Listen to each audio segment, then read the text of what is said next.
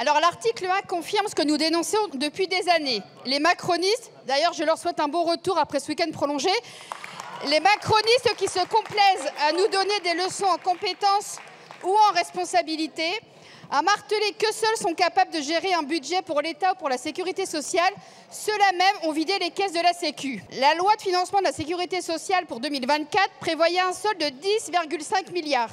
Ce sera au final un déficit de 18 milliards.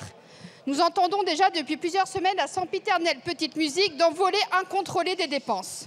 Mais prenons par exemple la branche maladie. Si le solde pour 2024 est dégradé de 3,2 milliards d'euros par rapport aux prévisions faites par la Commission des comptes de la Sécurité sociale en mai dernier, l'ONDAM, lui, n'est abondé que de 1,2 milliard. Où sont passés les 2 milliards restants? Ce sont autant de recettes qui manquent à la branche maladie. Pour la première fois depuis 2021, les recettes de la Sécurité sociale progressent moins vite que les dépenses.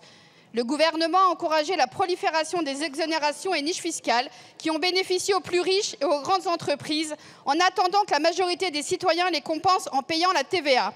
Mais celle-ci a généré moins de recettes qu'attendu. Au-delà des 2 milliards de recettes qui manquent à la branche maladie, la branche AT-MP aussi s'est vue amputée de ses moyens avec la baisse de 2% des cotisations obtenues par le patronat et imposées par 49.3 dans le LFRSS pour 2023. Votre mauvaise gestion crée des déficits, vous avez vidé les caisses et vous avez l'intention de continuer ce braquage en bande organisée. Cela, nous refusons de le cautionner et c'est pour ça que nous vous appelons à voter les amendements de suppression de l'article.